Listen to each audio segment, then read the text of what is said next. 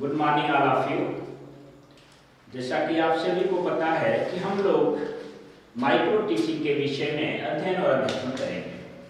Micro teaching BEd प्रशिक्षण के session का एक महत्वपूर्ण भाग है जो भावी शिक्षक और शिक्षिकाओं के लिए अत्यंत महत्वपूर्ण है।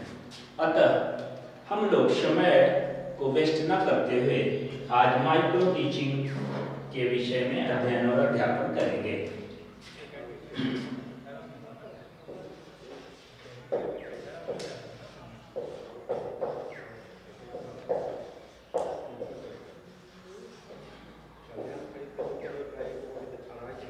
माइक्रो टीचिंग को हम सूक्ष्म शिक्षण कहते हैं।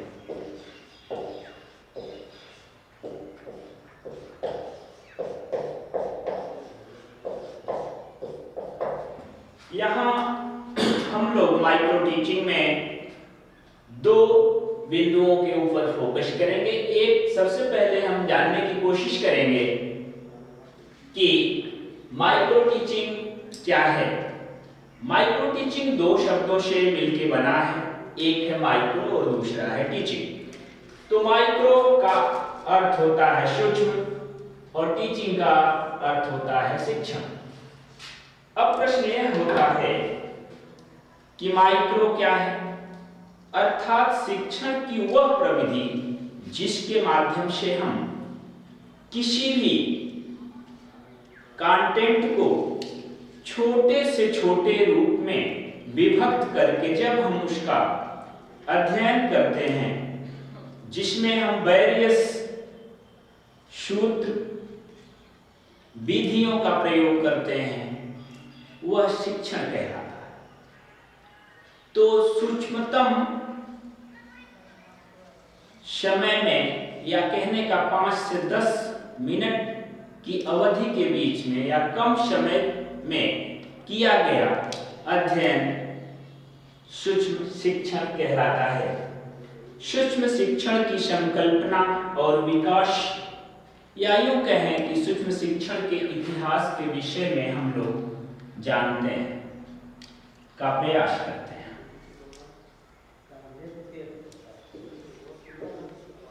सूक्ष्म शिक्षण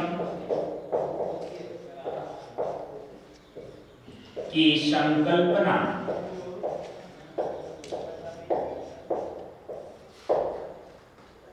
तथा विकास।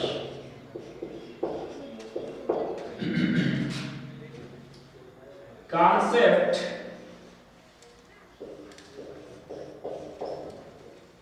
and development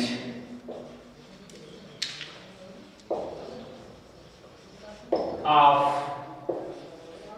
micro teaching.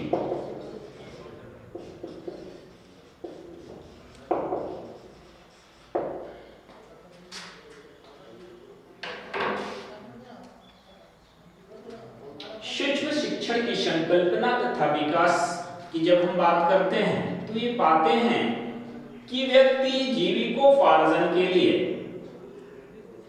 अपने ढंग को या अपने द्वारा अर्जित किए गए कौशल को जब हम पेशेवर रूप में अपने जीवन यापन के लिए कार्य करते हैं तो वह शिक्षण की अवधारणा को जन्म देता है। यह सभी व्यवसायों में महत्वपूर्ण भाग होता है, जिसके लिए हमें प्रशिक्षण और अभ्यास के पश्चात हम अपने कार्य को सुचारू रूप से भली प्रकार से कर सकते हैं। यह व्यक्ति के जन्मजात चलने वाली एक प्रक्रिया है जो व्यक्ति के जन्म से प्रारंभ होता है और मृत्यु तक चलता रहता है। आइए हम सूक्ष्म शिक्षण के इतिहास के विषय में जानते हैं। History of micro teaching. History of micro teaching, सूक्ष्म शिक्षण का इतिहास।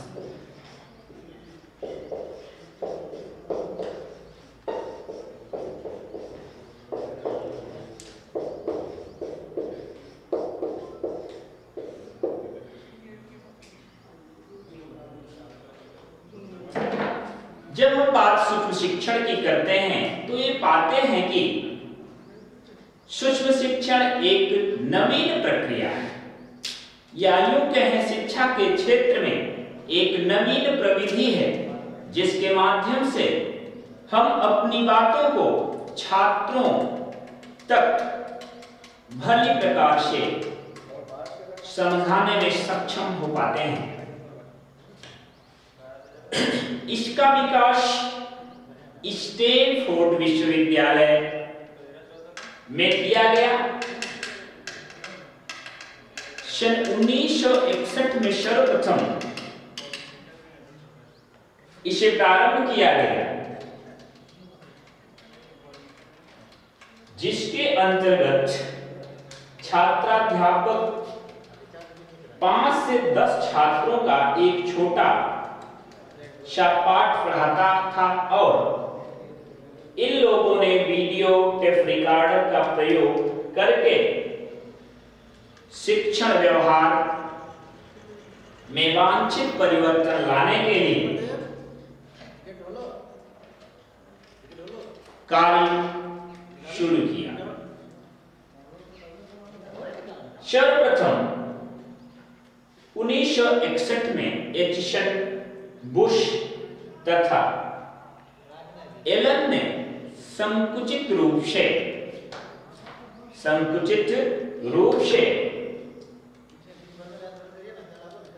अध्ययन अभ्यास क्रम प्रारंभ किया। अतः हम कह सकते हैं कि सूक्ष्म शिक्षण के जन्मदाता के रूप में एचिसन बुश एवं एलन को याद किया जाता है। जब हम सूक्ष्म शिक्षण के इतिहास के रूप में भारत में देखते हैं तो सन 1974 में सूक्ष्म शिक्षण के क्षेत्र में सर्वप्रथम प्रकाशन पाशी तथा शाह ने किया। इसके तदनुरूप सूक्ष्म शिक्षण के विषय में वैज्ञानिक जानकारी प्रदान की गई और देहरादून में सन 1979 में एसपी कुलश्रेष्ठ द्वारा इसे आगे बढ़ाया गया, जिसमें इनके सहयोगी के रूप में गोस्वामी ने भी सूक्ष्म शिक्षण के क्षेत्र में अनेक सुधारों को करते हुए उल्लेखनीय योगदान दिया।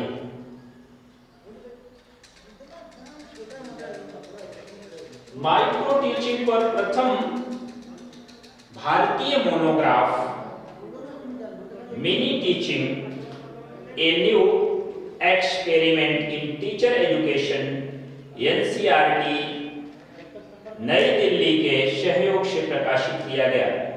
अब वर्तमान समय में भारतवर्ष में सूक्ष्म शिक्षण तथा परिसूक्ष्म शिक्षण मिनी माइक्रो टीचिंग पर काफी कार्य किया जा चुका है। सूक्ष्म शिक्षण को जानने से पहले हम कुछ परिभाषाओं को जानते हैं।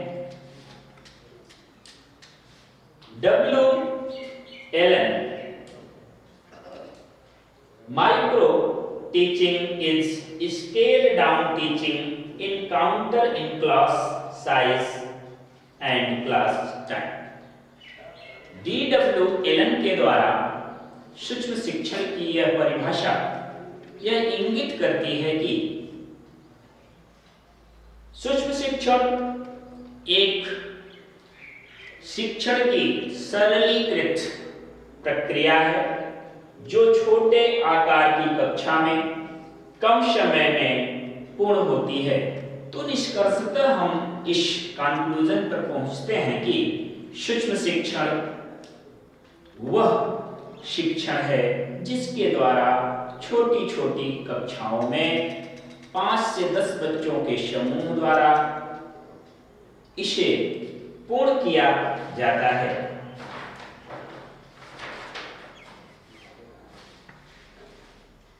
एलन तथा रियान ने भी इसे परिभाषित किया है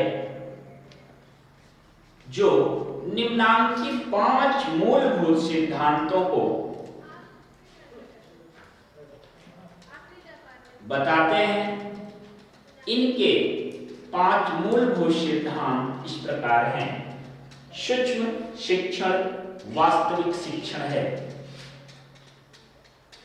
एलन और रियान ने सूक्ष्म शिक्षण के पहले बिंदु के रूप में कहा कि सूक्ष्म शिक्षण एक वास्तविक शिक्षण है, अर्थात इनके कहने का तात्पर्य है कि जब हम किसी कंटेंट को छोटे से छोटे भाग में विभक्त करके पढ़ते हैं तो उसके विषय में हम भली भांति अध्ययन और अध्यापन करते हैं, जिसको इन्होंने वास्तविक शिक्षण का नाम दिया। इस शिक्षण में कक्षा शिक्षण की सामान्य जटिलताओं को कम कर दिया जाता है। सूक्ष्म शिक्षण के द्वारा एलन एवं रियान के कथनानुसार जो कक्षा की जटिलताएं हैं या यूं कहें समस्याएं हैं उन्हें सामान्य कर दिया जाता है, जिससे छात्र को सुगमता पूर्वक सीखने में आसानी होती है। एक समय में एक ही कार्य विशेष पर एक ही कौशल पर बल दिया जाता है और सूक्ष्म शिक्षण में एलन और रियान ने तृतीय बिंदु के रूप में कहा कि एक समय पर एक ही बिंदु को हम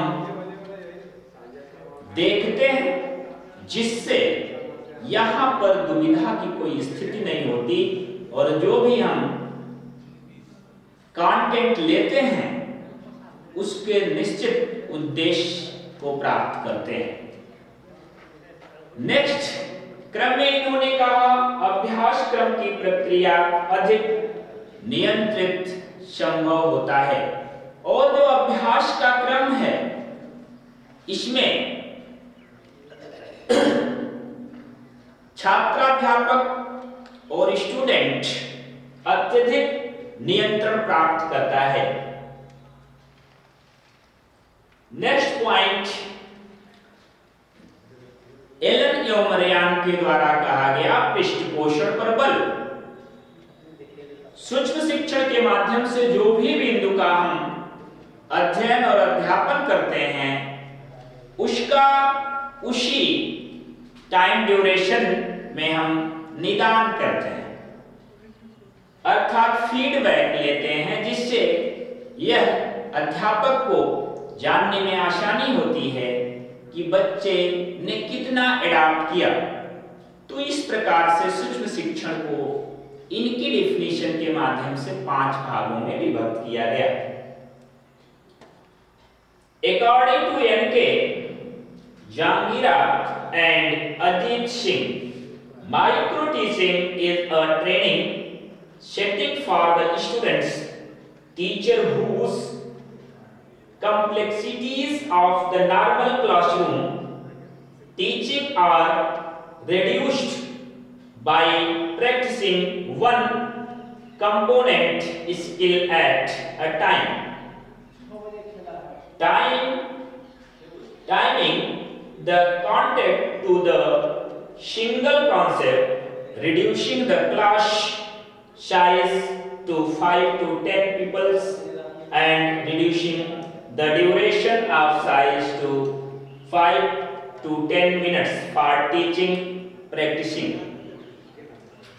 इनके अनुसार सूक्ष्म शिक्षण छात्राध्यापक के लिए प्रशिक्षण की स्थिति है जिसमें सामान्य कक्षा शिक्षण की जटिलताओं को एक समय में एक ही शिक्षण कौशल के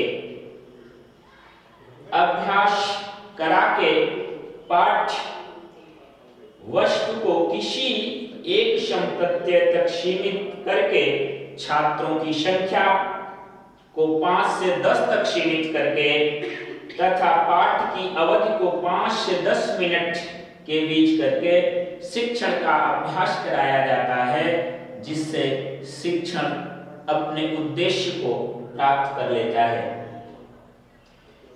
सूक्ष्म शिक्षण के इस क्रम में सूक्ष्म शिक्षण के कुछ सिद्धांत हैं जिसमें निम्नांकित 5 मूलभूत जो हम लोगों ने रियान एवं एलन 1968 में सूक्ष्म शिक्षण के मूलभूत सिद्धांतों का वर्णन किया गया है वह इस प्रकार है। सूक्ष्म शिक्षण वास्तविक शिक्षण है किंतु इस प्रकार के शिक्षण साधारण कक्षा शिक्षण की जटिलताओं को कम कर दिया जाता है। नेक्स्ट इन्होंने कहा एक ही समय में किसी एक विशेष कार्य एवं कौशल के प्रशिक्षण पर जोर दिया जाता है जिससे हम अभ्यास क्रम की प्रक्रिया पर अधिक नियंत्रण रखा जाता है और जो इसमें अभ्यास का क्रम है उस पर हम अधिक नियंत्रण कर पाते हैं। परिणाम संबंधी साधारण ज्ञान एवं प्रतिपुष्टि के प्रभाव की परिधि विकसित होती है।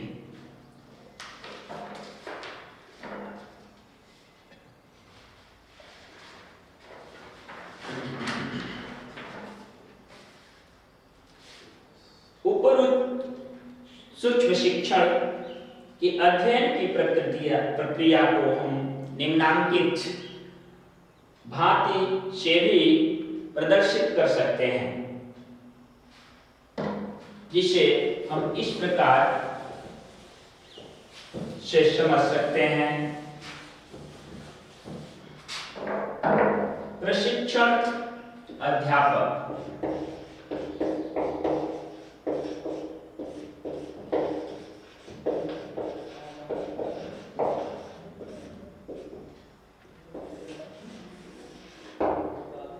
प्रस्तावना क्रम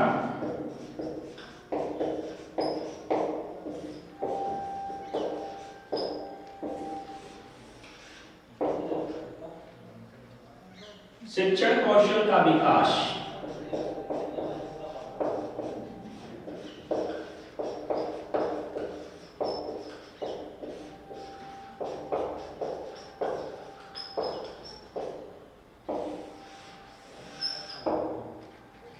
आदर्श पाठ शिक्षण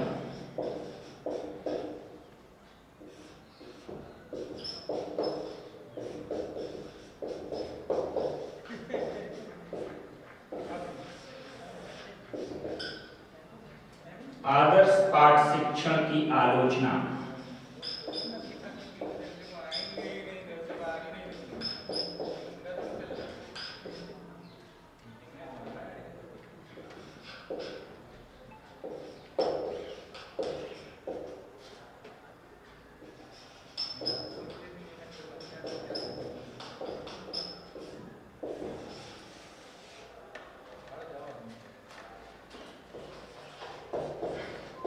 छात्राध्यापक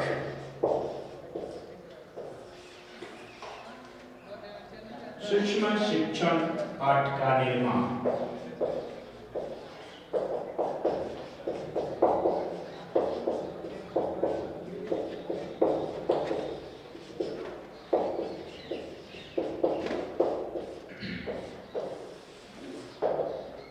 सूक्ष्म शिक्षण वास्तविक शिक्षण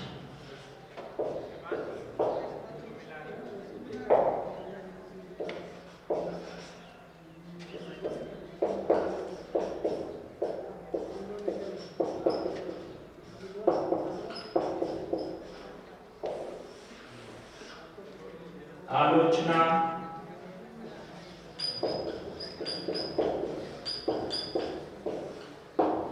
विचार विमर्श।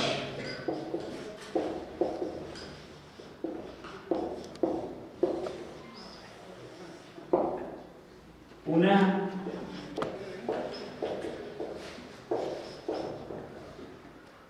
पाठ निर्माण।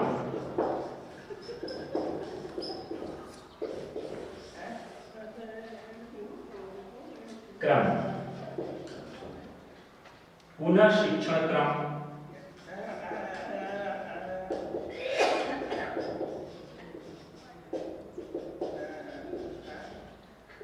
पुनः आलोचना।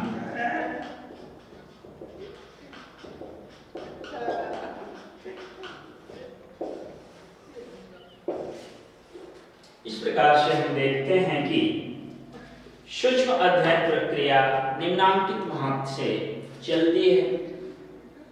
प्रशिक्षण अध्यापक, जो भी बच्चे प्रशिक्षणरत हैं उनके द्वारा सर्वप्रथम प्रस्तावना क्रम का आयोजन किया जाता है और प्रस्तावना प्रश्न पूछे जाते हैं।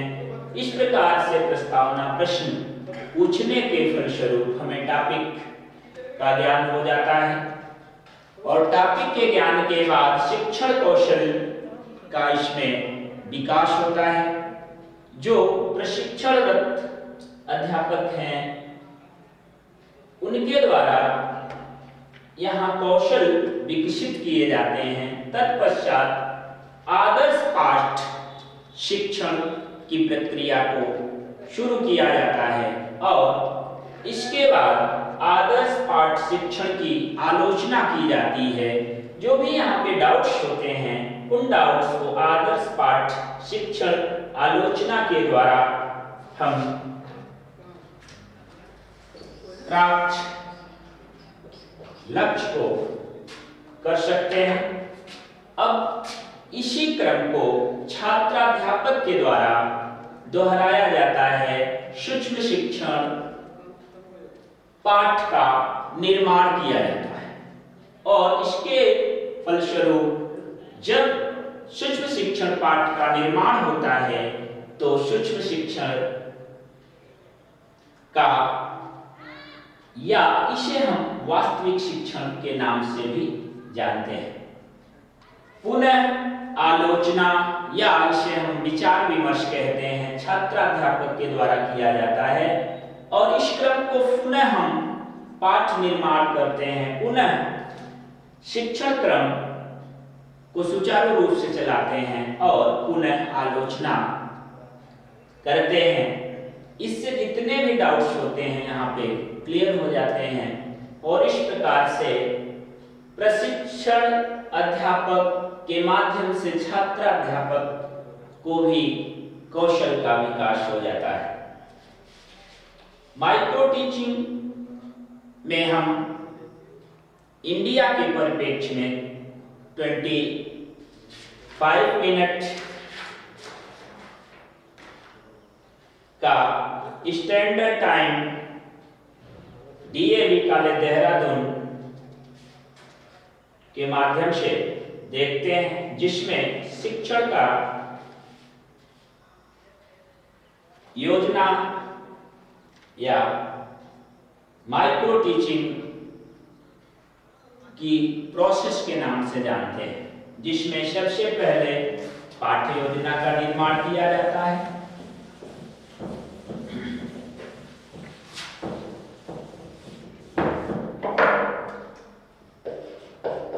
पाठ योजना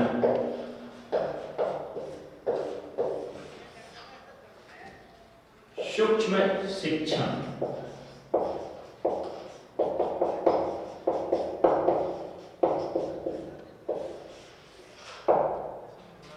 आलोचना या फीडबैक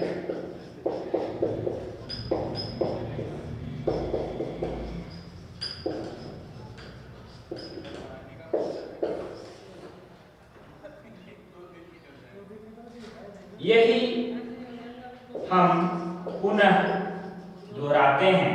पुनः पाठ योजना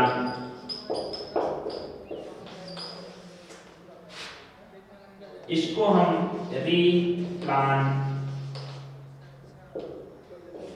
कहते हैं। पुनः शिक्षण, रीटीचिंग,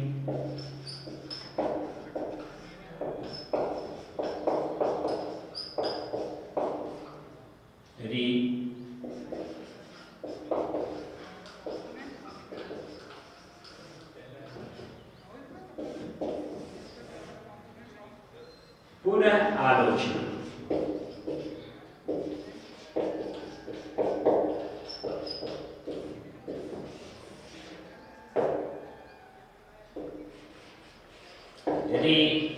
फीड बैक। इस प्रकार से एक चेन का निर्माण होता है जिसे हम माइक्रो टीचिंग सर्किल के नाम से जानते हैं।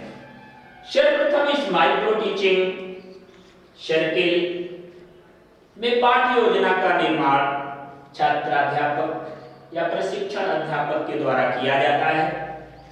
इसके बाद इस में हम किसी कौशल विशेष को प्रयोग करते हुए सूक्ष्म शिक्षण करते हैं।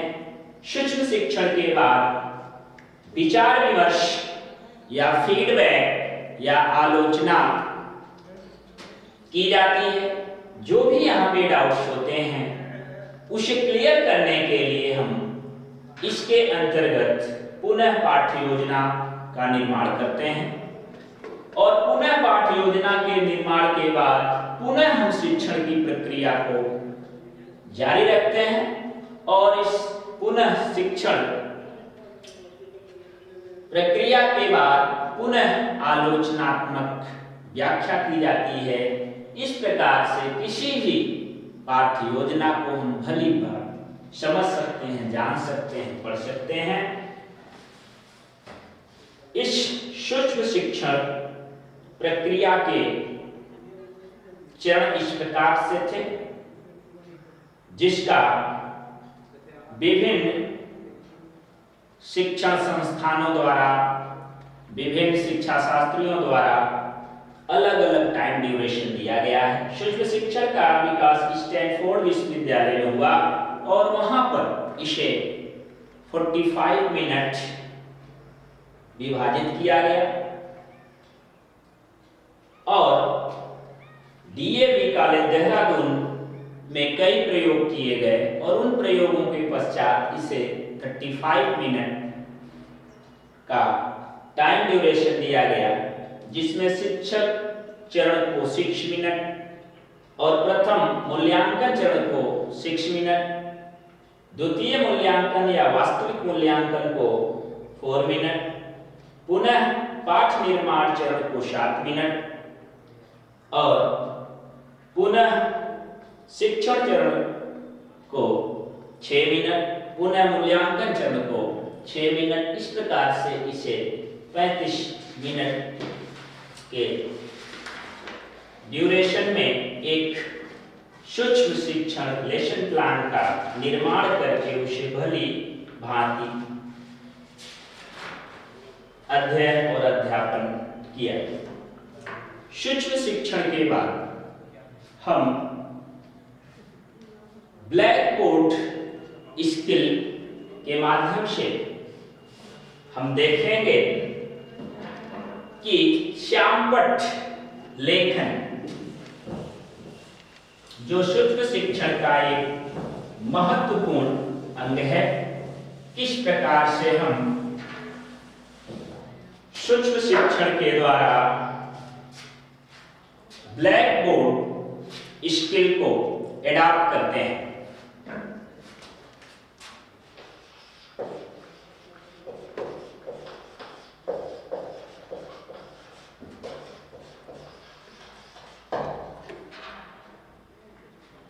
श्यामपट्ट लेखन कौशल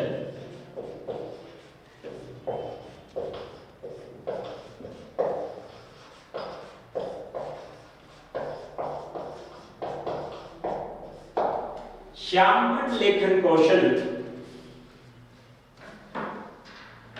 में हम देखते हैं कि यह एक दृश्य श्रव्य सामग्री के रूप में प्रयुक्त किया जाता है और एक शिक्षक के लिए पाठ्य योजना या क्लास लेते समय इसकी महत्वपूर्ण भूमिका होती है और यह एक सस्ता और सर्वत्र उपलब्ध साधन है। श्यामपट्ट लेखन में इसकी भूमिका हमारे देश में और भी बढ़ जाती है, जहां पर अभी पूर्ण रूप से टेक्नोलॉजी का विकास नहीं हुआ है। वहां पर श्यामपट्ट लेखन कौशल या ब्लैक बोर्ड स्किल का महत्वपूर्ण योगदान होता है। इस प्रकार से अगर हम देखें तो सर्वप्रथम ब्लैक बोर्ड का प्रयोग दृश्य साधन के रूप में किया जाता है। दृश्य साधन के रूप में ब्लैक बोर्ड का प्रयोग करने के लिए हमें इसके कुछ बेसिक जानकारी को जानना नितांत आवश्यक है। कोई भी छात्र, अध्यापक, अध्यापिका जब इसका प्रयोग करते हैं तो सर्वप्रथम उन्हें कुछ निश्चित नॉर्म्स को फॉलो करना होता है, ध्यान देना होता है। जैसे हम इसे विजुअल एड्स के रूप में जानते हैं। श्यामपट्ट पर लेखन यदि छात्र, अध्यापक और अध्यापिका या प्रशिक्षणरत छात्र, छात्राएं या प्रशिक्षण छात्र के द्वारा जब इसका प्रयोग किया जाता है तो 20% बच्चा इस ब्लैक बोर्ड के इस्तेमाल के द्वारा सीख जाता है। इस प्रकार से हम ब्लैक बोर्ड को एक उपयुक्त कौशल के रूप में लेते हैं, जिसका शिक्षण में महत्वपूर्ण योगदान है। संप्रेषण को प्रभावी बनाने में शिक्षक द्वारा ब्लैक बोर्ड का जब इस्तेमाल किया जाता है, श्यामपट्ट लेखन कौशल के द्वारा हम अपने लेखन को और अधिक आकर्षक बना सकते हैं। जो एक द्विपक्षीय संप्रेषण होता है, इसमें एक पक्ष छात्राध्यापक और दूसरा पक्ष जो स्टूडेंट्स होते हैं उनका है, तो यह एक कम्युनिकेशन को जनरेट करता है और संप्रेषण के माध्यम से छात्राध्यापक अपने विचारों का आदान प्रदान अपने छात्रों से भली प्रकार कर लेता है। जब कभी शिक्षक द्वारा व्याख्यान दिए जाते हैं तो कई छात्र स्पष्ट उच्चारण को नहीं सुन पाते, जिसे हम ब्लैक बोर्ड पर इंगित कर लिखकर बच्चों को भली प्रकार से उसके उच्चारण को समझा सकते हैं, बता सकते हैं। और इस पर जो गूढ़ शब्द हैं, वाक्य प्रयोग हैं, उन्हें इंगित करके भी हम संप्रेषण को और आसान बना सकते हैं। विविधता उत्पन्न करने में ब्लैक बोर्ड के एक अच्छे हैंड राइटिंग के द्वारा, हस्तलेख के द्वारा हम इसमें विविधता को ला सकते हैं अपने अध्यापन के दौरान। छात्रों में सक्रियता बढ़ाने के लिए भी श्यामपट्ट का उल्लेखनीय योगदान है। प्रायः छात्र श्यामपट्ट पर लिखे हुए बिंदुओं को अपनी कार्य पुस्तिका में भी लिखते हैं, जिससे वे शिक्षण अधिगम प्रक्रिया में सक्रिय होते हैं। समय व श्रम की बचत। सभी विद्यार्थियों को पृथक रूप से कार्य जांच करना शिक्षक के लिए एक कठिन कार्य होता है, लेकिन हम अच्छे प्रकार से श्यामपट्ट की सहायता से इस समय और श्रम दोनों की बचत कर सकते हैं और ब्लैक बोर्ड पर हम गृह कार्य को आसानी से लिख सकते हैं, दे सकते हैं। अवधान के केंद्रीकरण में भी यह सहायक होता है। श्यामपट्ट लेखन कौशल के माध्यम से सुव्यवस्थित श्यामपट्ट लेखन छात्रों को पाठ का सारांश प्रस्तुत करता है। श्यामपट्ट लेखन उनका ध्यान केंद्रित करता है, जिससे वे गूढ़ या रहस्य वाले शब्दों को भी भली प्रकार समझ पाते हैं, जिससे उनका ध्यान विमुख नहीं होता और वह अपने सब्जेक्ट को